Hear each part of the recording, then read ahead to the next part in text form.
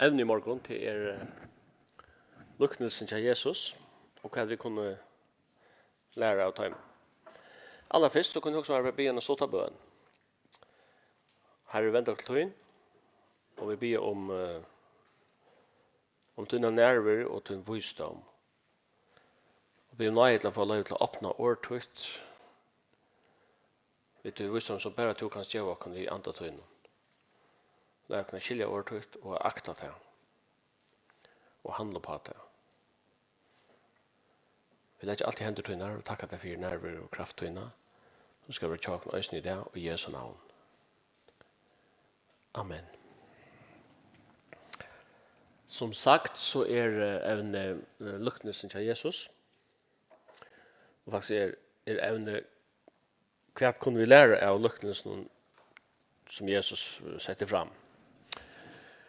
Man sier gjerne at ut til jødiske og til estelenske eller orientalske mentene så hadde Líknilsi øyelig stor antydning. Det ble brukt til å illustrere imiske sannløyger. Og Líknilsi Jesus finnes så av gåen grunnen i Nye Testamentet. Men langt i Gamla Testamentet så vi at symbolikker, illustrationer, metaforer og hva vi kunne kalla det, det var øyelig brukt til å løse imiske sannløyger. Vi sier det i løyvnen til som personen, så vi tenker til dømes en person som Abraham, han har en kone som Sara, han har en trælkvinne som Hagar, han kom til Liftelseslandet, Kanans land, han bor en i Egyptalandet og så videre. Vi kunne sette en sånn einfaldan spørning, spyr oss selv. Abraham en søvelig personer? Sara en søvelig personer? Skåne Sara? Og Hagar til Stralkvann det søvlige personer? Som fraskrakten gamle smett. Til det vil jeg bare svære klokkerrønt ja, det trykker vi. Det personer som har livet, som har eksisteret, og som lever til å døye, og så som skriftene forteller oss. Så spørningen løyvikjatan, kan det også løyvikjatan øyne mynte på noe? Så svære pura grøtt, ja. Det egentlig grøtt og Nye Testamentet at det forteller oss at løyvikjatan øyne omframt av at det faktuelt satt det som hendte her, så det øyne en symbolikker og en illustrasjon utøy. Det synes jeg tydelig grøtt utløms i Galaterbraun. Så jeg bare blir her for å vise at har vi ferdig i det gamle testamentet, søvelige fakta, søvelige personer, øyne har en illustrativ antydning i Nye testamentet. Abraham atter brukt som en mynd på trinna, han har bildet på trygg, og Sara en mynd av nøyene, så vi vet at Abraham og Sara fikk en son som kallas for Isak. Men Abraham fikk øyne bøtten ved en ærekvinne, det var trælkvinnen Hagar, og leser man Galaterbrev, så stender det at Hagar Sinai fjall er mynd av lovene og fører bøtten til traldom. Så da vi nå kommet til Galaterbrev og begynner å lese med så søvelige personene og knapt jeg synes at det er en tøytning, det er en andelig tøytning, så stander vi ut for en utfordring til at det begynner å være, som så ofte Guds ord, til tvøyet. Det er bare den søvelige pastoren, og så den andlige pastoren. Mynden i hessen jo han, at tryggven,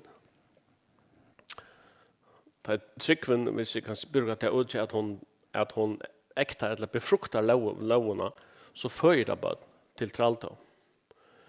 Men Isaker soneren etter lyftene, og han har en pappa og til tryggven, og han har en mamma som nøyen. Og faktisk det just det som Nye Testamentet lærer oss. At de som født etter lyftene, de født av nøye og vi tryggv. Og Isakur var føtter i Guds tøyma. Så det bare så døme, og hørte vi igjen om kristologierna, altså læran om Kristus, så som framställt i Nya testamentet. Og det ble også til dømer i Gamla testamentet, Johanne. Og vi først tar vi leser Gamla testamentet, så stannar vi også i for situationen og sier, det en symbolske person, en symbolske person som poppar upp här, det en angel, det en metafysisk, en evigt naturlig person, eller det en verklig person. Och nu kommer jag också med det betas ju han om Melkisedek som är omtalad i första Mosebok, att Abraham har vunnit syr av kongen. Så knappt så kommer en person och han poppar bara knappt upp här, konger och präster i Salem och kommer till Abraham och välsignar honom vid brej och vinn. Og Abraham gav honom tøtjende allar, og hesten gav Melkisedek, som knapplig her, han forsvinner lukka så knapplig, og han ble vekk. Bare noen få verser i Gamla testamentet. Så han vekkat. Men da vi kommer til Nya testamentet, så brukar hebreer trutja kapitler til å beskrive denne personen her. Og sånn det for at utover mer, så trykker vi bare personlig at hese personen var altså inkarnasjonen til Jesus Kristus selv som kom. Så Líknilsi ikke et nytestamentligt firebrikt bokstav. Vi sier det i de jødiske mentene, i de estelenske mentene, og vi sier det også i Gamla testament. Vi minner søvnene om David og han fall og en alvorlig synd. Egentlig var det började vi hår, för jag ser det akkurat som det att han sätter på ett den här kvinna och har känsligt samband med henne. Med ord till dessa kvinnorna var ute av Vujvatlund. Han var soldat i Verkrutsch. Problemet av David blev så att kvinnan blev i baden. Och det var inte kärlig helt till mären har sikkert varit veck och länge tog. Och hvis mären blev verande luncher ute och kom hem efter och det är till att konan var kommit trutja månader i graviditeten, så har han spurt han en naturliga spurning. Hur är pappa till detta baden här? Kan inte David för att lösa problemet? Han sände på ut till generalen, sänd Uria hem som skjutast. Så det var ju smart. Så läs att mären kunde släppa till hus och få orlov från militären och så. Men det gick inte akkurat så läs som David i Atla. Og så løste han problemet på en annan måte. Han sendte Uria stedet ut av Vujvatlund. Slammarsene vi en brev til generalen om at sette Uria til en post her han var nekve utsett. Her kommer året til Urias poster. Og han var nekve utsett og fortjentene herre så fall Urias og han døde. Og David tok så kon i Urias til ekta. Men det sender at det som David har gjort var ønt og i egen herrens. Det kommer profeten til David. Og han forteller en søvfien om tvær menn som bor i samme by. Anna var røyker, åtte en rykve av seg og småfe og neit og alt det der. Hinn åtte bare et lydelig lamp som han har født inne. Og så gav han det at han røykermennene fikk vidjan av en geste og skulle se akkurat firende gesten, så helt han til å være for en jeg skulle ta sin egna seg. Så han får etter inn til ta øyne lampe som hin fatter ikke mer enn 8, tog det og drep det, og han gjør denne multibursur lampakjøtt fra Esni. Og David ble rasant ytler og sier vi profeten, hese mauren skal dødja, og så sier profeten vi han, du er maur. Du har dripet Uria hittitt, vi svører ammonitta, og du tidser konen hans her til konen tøyna. Og David sier så, jeg har synd. Vi kan spyrre oss selv, han tar søvann om seg mennene, han ryker mannen og han fatter mannen, som åtte bare et lam, at han en oppdikta søv, eller at han en veldig søv. Jeg råkker nok ved at det kanskje en oppdikta søv, for så kan det gjøre det samme. Man tar døme om Líknilsi som er brukt for å illustrere en sannlega. Laget ta i gamle som en øyelig sterk mynd som er brukt. Og en av fer leser vi i Jeremias bok at Gud sier vi Jeremias fær om han i huset til lærkjæres min.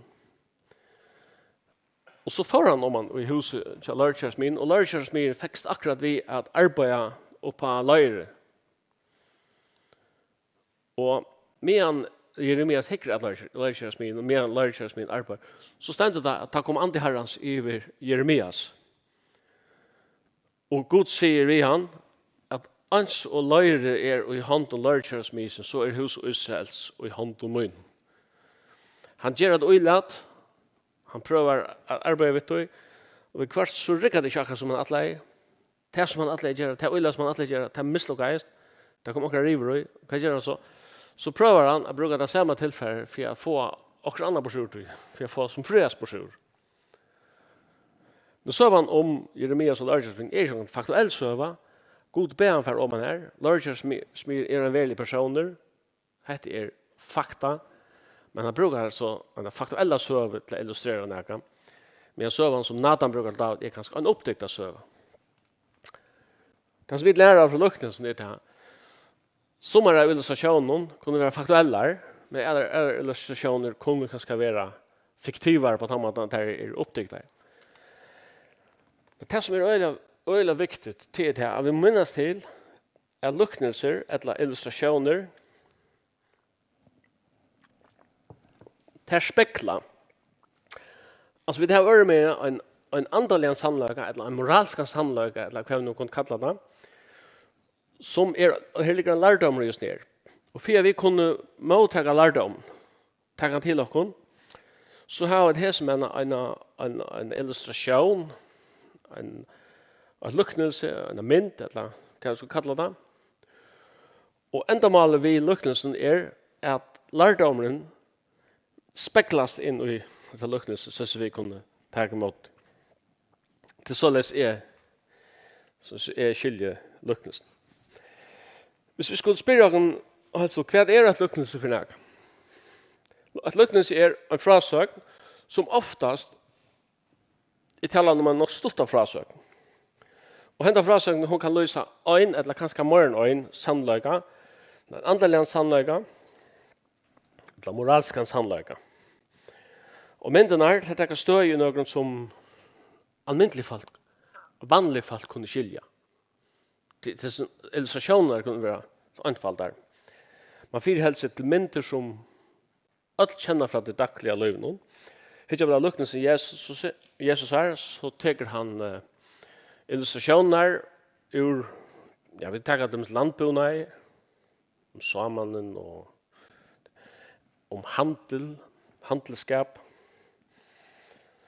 eller fiskeskap, søvan om nautene, eller uiløver, til investeringer, søvan om frasøkning om talentene. Det er alle ting som har vi til daglige løyve å gjøre, de vil ha tidsen fram, for å avspekla noe som har vi troer løyve, eller det andre løyve. Altså, for å tenke sammen om, at Líknilsi skal spekla en avvisan andalian lærdom. Så er det viktig. Man må omgå det ivetolka Líknilsi. Det kan jeg komme inn på seg. Man må heller omgå det undertolka Líknilsi. Altså, det skal skilja seg annat, at Líknilsi det speklar en andalian sannlega. Man må omgå det fer inn og leggja nekka mer og Líknilsi enn det som det ment til å illustrera. Det kan jeg komme inn på. Men man skal heller omgå det leggja minni ut det enn det som det vant til å illustrera. Mynden sjálv, sjálv Líknilsi, kan være sjálv ofullkom. Og det kan tog være nok så ørskjønnende ved hverst å behandle Líknilsi. Og det er veldig viktig at man helter fokus på hva er det for en andelig lærdom som skal komme besjures ned. Fokus er her.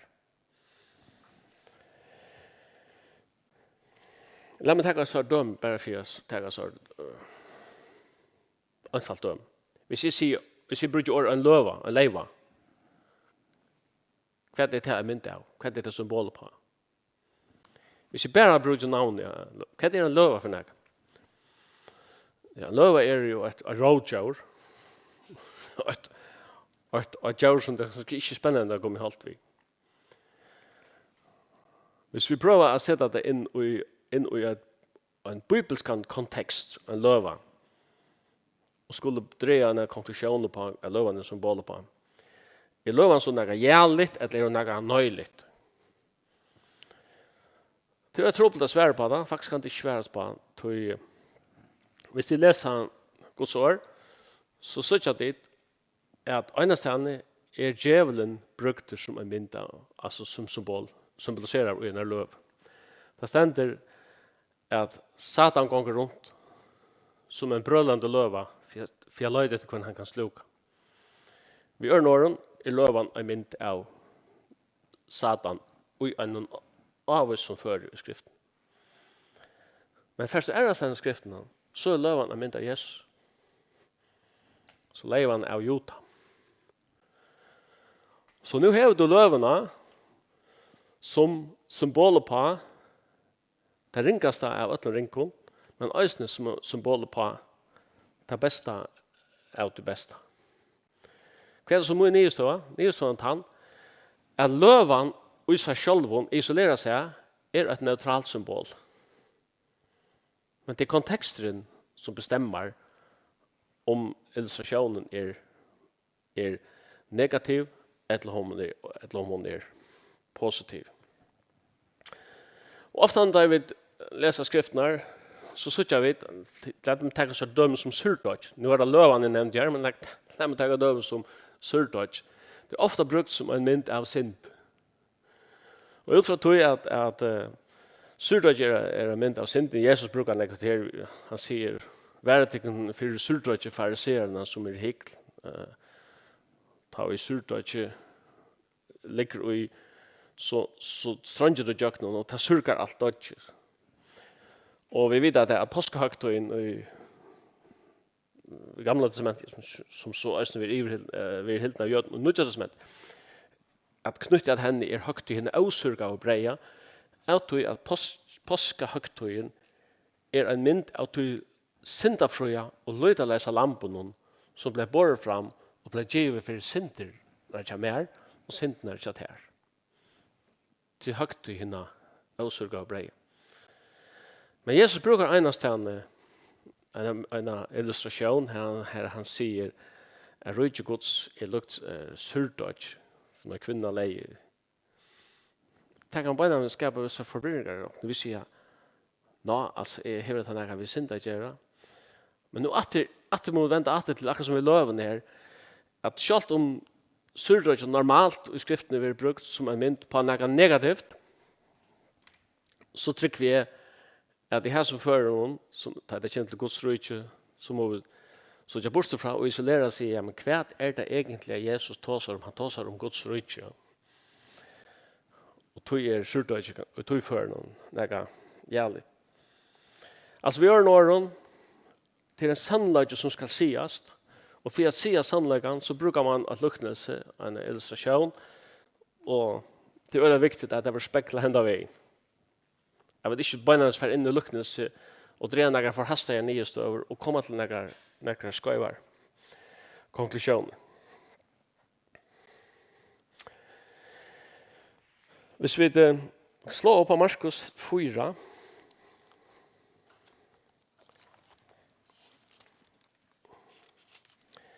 vi kan spørre oss selv hvor tog seg Jesus og Líknilsi vi følger. Markus 4 og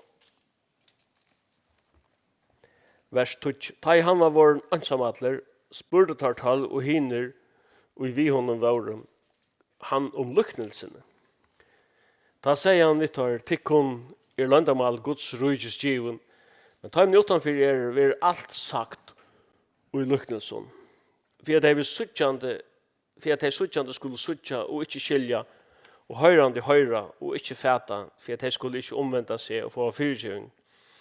Og han sier vi tar skilja tid ikke etter Líknilsi, hvordan skulle tid ta skilja öll hinne lykkelsene. Hvis det færre ut til Isaias kapitel 6 og vers 9, så stender her skriftet profetera 600 år fyrir Kristus, færre sier vi etter folk, høyre og høyre, men fæti ikke, suttje, men skilje ikke. Vi ørnåren kommer Kristus til sitt egna folk, og han kommer til et folk vi svøvn anda, et folk som bunden i blindløyga, men sørst, men ikke minst, til folk som har en motstøv og i måte som høyre Guds rujtje til. Matteus 13 og vers 20 noen av de samme spurninger som lærersvennerne spyrer frelseren. Her stender, ta kommer lærersvennerne hans til han og søtter vi han. Hvor taler du til tarra og i lykkelse? Han sverer, «Tog tikkun givet at kjenne landamal himmelrydges, men taimun det ikke givet.» Det så att vi en lyckelse att en sannhet som kan vara ölla tropel att förklara på, hvis man kan säga så på en allmänlig måte. Han kan vara nemmare att förklara på en illustration. Vi en anfall mynd. Och det var så tog att han tåsar och lyckelse. Den nästa spurningen som vi kanskje har vært løsninger inne på, til.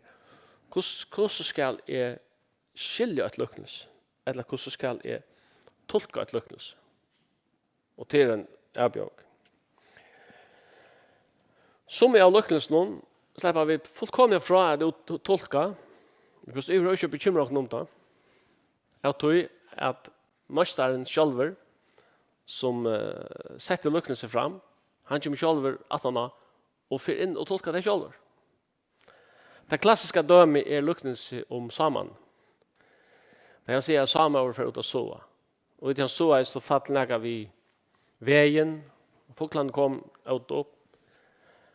Nega fattelig gata gjør, her var ikke kjærlig djupt, gjøren var hør et land. Det er ikke vært så latt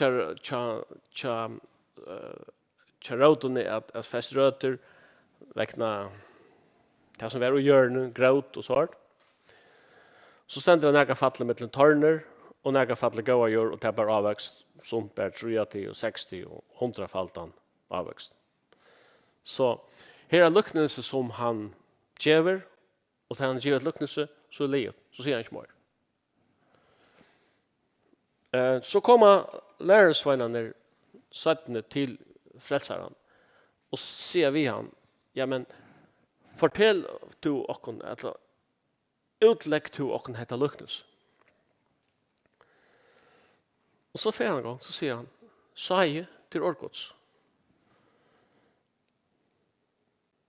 Og det er saie som fettler i veien, og i det gattehjørn, og mittel tarn eller gåhjørn. Det er akkurat til andre moner, det er det samme året som vi så ut.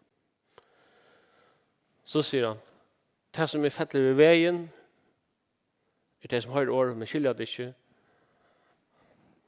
og så kommer folklandene og tar et av det. Så tar jeg vekk. Så kommer den der, så spørsmålet, kan man så begynne å tolke hva vi gjør? Ja?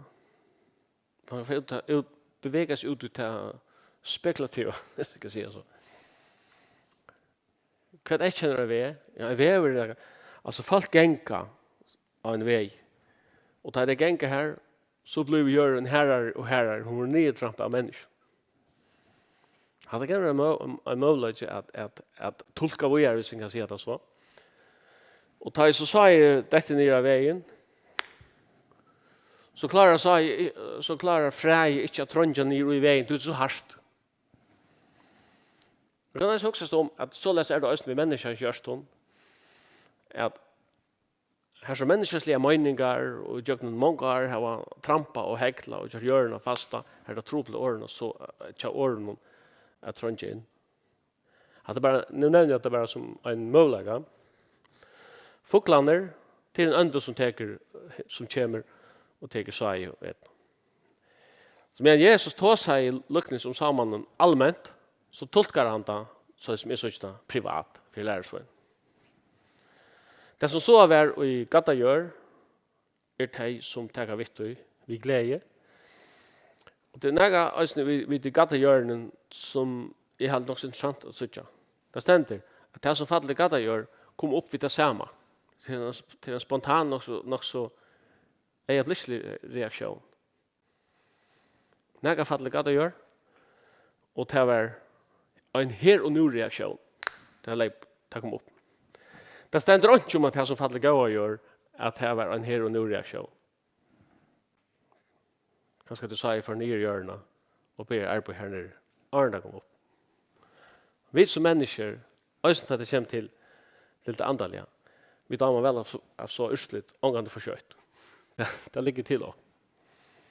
Men det kom upp vid det samma ständigt. Det som var så i gata gör. Men så kom solen fram och avtog att det inte har rötter, det inte har fäst råd och kunde inte fästa råd. I halde enska bibeln ständer on stony grounds. Och det klarar inte att fästa rötter. Så blev det avsvi av solen och jag hade ångar råd här så fallna det. Näka fattade med torner. Det trångte ner i hjörna. Så det var inte problemet. Men det kom ett annat frä i mitten. Det var tornerna. Och tornerna kotet.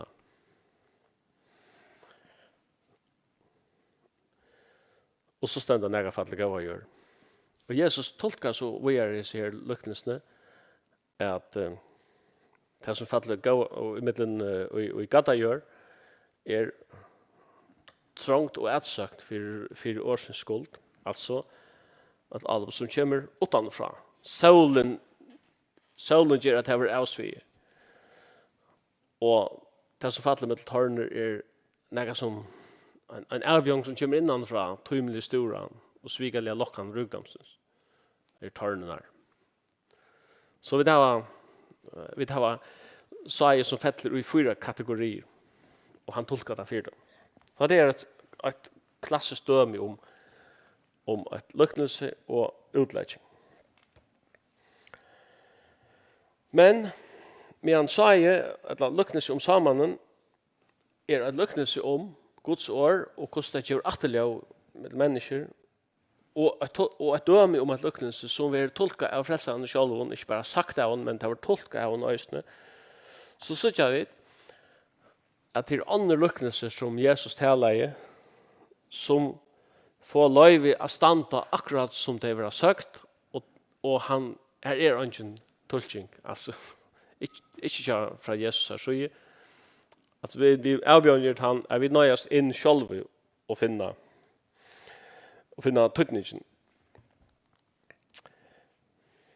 Hvis vi tar ett annat döme om lyckelse som Jesus talar i, så ser vi att han brukar flera illustrationer till att beskriva rike himmelrikes. Så det som det skriver i Matteus evangeliet. Och Lukas brukar faktiskt så med lycknelser, men kallar det för rike Guds. Rike himmelrikes är lyckna vi, säger Matteus, och rike Guds är lyckna vi. Och jag halde att det minns rätt i Matteus 13 att han brukar inte minna en tjej dömer om för att illustrera rike himmelrikes. Det är om illgräset, om sinnapskottene, om surdøtje, om kjeppmannen, om nautene, om skatten og gjør alle disse her lykkelsene for å beskrive rike himmelrike. Og det er som får lov til å standa hos det flere av dem. Spurningen er så, hva er rike himmelrike og hva er rike Guds for deg? Og jeg må ikke komme her ved noen, som man sier, endelig svære. Jeg vet at teologisk er man alltid så øyla samtidig om alt det her. Men i årene vil jeg si at på tammatan er rike Guds. Vi tog så om evanlagan og himmelen og ta nødja Jerusalem og kanskje på tammatan. Men rike Guds för jag ser det stort, det är här som Guds fullkomne vilje är över. Det här som Guds vilje är framtur ut till fullnar. Och bönnen i färger var här lärde där att be kom rujtje tutt och bönnen ända vid att tutt i rujtje och valde och höjren. Och Jesus säger vid Pilatus att rujtje mot är inte av hesen heim. Vi kunde gott betrakta Guds allmakt från två vinklon och vi ser ju ofta ner här att detta är inte en spurver till lärare utan Herren ser det är ut och eller vill det. Men det är alltid viktigt att lära skiljemellan det som vi kunde kalla Guds fullkomna vilje och det som vi kunde söka från skriften vid Guds tillåtlighet, han löjvelig viljen till Herren. Hvis vi kan se det så. Det är månader av vad han tillåter, vad han löjver och det som han vill, alltså hans fullkomna vilje. Och Guds rike, det tar i hans fullkomna vilje hänt. Till så illustrera i Matteus 13 om rike, himmelrikes och jag Lukas om rike Guds. Hvis vi slår på Matteus 13 så är det här ständigt glöms i vers 24. Annan Líknilsi Jesusar taimon, han säger, rujtje himmelrujtjes er lukna vid mann, som så är gott sa i vältesyna, men medan fölkje sväv, kom futjen till hans herra, och så är illgräs mellan kveitna, och fårs och borstor. Da nu sa jeg vaks upp, og bär grøye kom øysne illgräset til kjøntar. Det han husbøndans kom ta, og søtte vi han, herre, så er det ikke godt sa i veltesyna, kven hever hon ta finnes illgräs. Han sverre til ham, det hever en futjende gjørst. Tjeneren sa vi han, vil du ta vi skulle fære og senke det sammen? Men han sier nei. Du ta kunne tid komme og slutte opp kveitene vi sammen ved illgräsen ta i det senke det sammen. Lad det bæge veksa sammen til hestar, da så ægre skal skjera skal jeg si vi tar og skjera han, sendte fyrst illgräset sammen, og binde det i bundet til å brenna, men saune kveitene inn i lovmina. Så det er altså døme om et luknelse om Guds rike, som hever en her og nu tøtning, eisen hever en tøtning, som vi vil ikke fremtå inn. Et annet døme som jeg kunne huske meg nevnt er at Jesus brukar luknelser for at illustrera sig själva. Vi tar om kristologin igen, alltså hur är Jesus? Han säger ofta i Johannes evangeliet, är och så säger han, en god hirden. En hirden är en så fast vi säger och texter av sig. Han tolkningen öjla nämna att få oss vi. Alltså, han sammanbärar sig vid en hira och alltså vid underforstått så är det vid sammanlokna vi säger.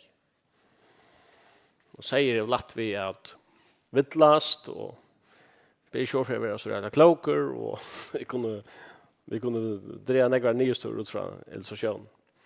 Men utan hiran så har sig inte issue.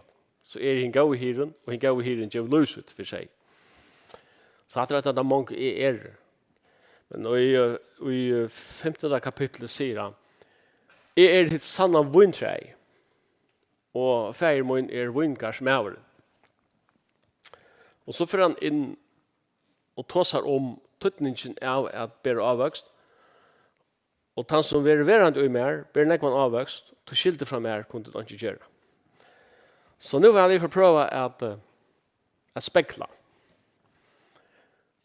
Vad är luknelse? Luknelse är vintra. Vad är det som ska speklas till avväxt? Bära avväxt.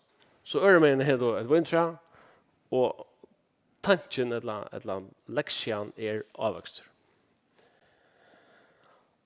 Och hvis man nu begynner att arbeta sig spekulativt vid luknelsen och vintra, så ja, vad är det som vintra för näka? Da vi tog som ett trä så såg jag vid en stora stamme fyra och så grenar så växer ut. om det øyk, eller fur, eller grann, eller hva, strøyen i øyta, så gjør vi alle sier illustrasjoner for dere. Og vindtræ faktisk, og så hvis vi fører vi det slett ikke kattler for tre, tog at da sier jeg vindtræ hever noen stam. Man tar seg om stelkar som vekser. Grønnene spinklar, bleitar, småar, og vindstelkene, jeg har sett vindmarscher i Spanien til døms. Man ser hvordan vindtrøyene så ikke ut.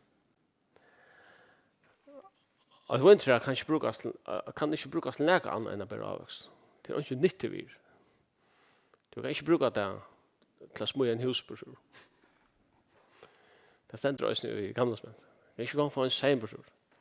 Det har null vir hvis det ikke livande og bære avvokst.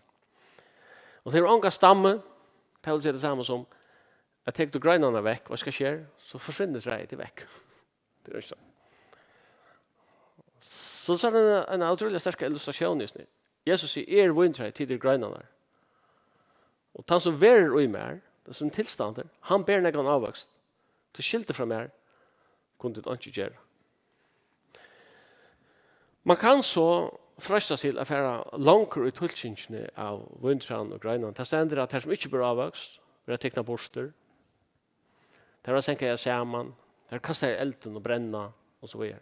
Og så kan man ut og diskutera, eller spekulera på, om vindtræet, om hatt det hever vi tar en evig av daumen, og så videre, at man senker sammen, og tveider eld, og så videre. Hatt det som man bare gjør det vi vindtræ, det er grønene som ikke bare avvokst. Men mynten som skal illustreras til å bære avvokst, til det snurrer seg om. Så evni i vintran å bære avvokst, og til det som vintran speklart. Man skal anse etter ikke fære å tolka så lengt at du ender ut i noen spekulativ og beveger til borster fra høvesevnen som å bære avvokst. Jeg vil skilja meg. Det er veldig viktig at man alltid helder fokus på hva det som hetta skal illustrera, og så speklar man herudfra. Og så prøver man å tolka, og man ansetter ikke at i vil tolka, og man skal ansetter ikke at undertolka. Det er det. Nå klokka 25:12, så jeg vet ikke om vi tar en pause nå.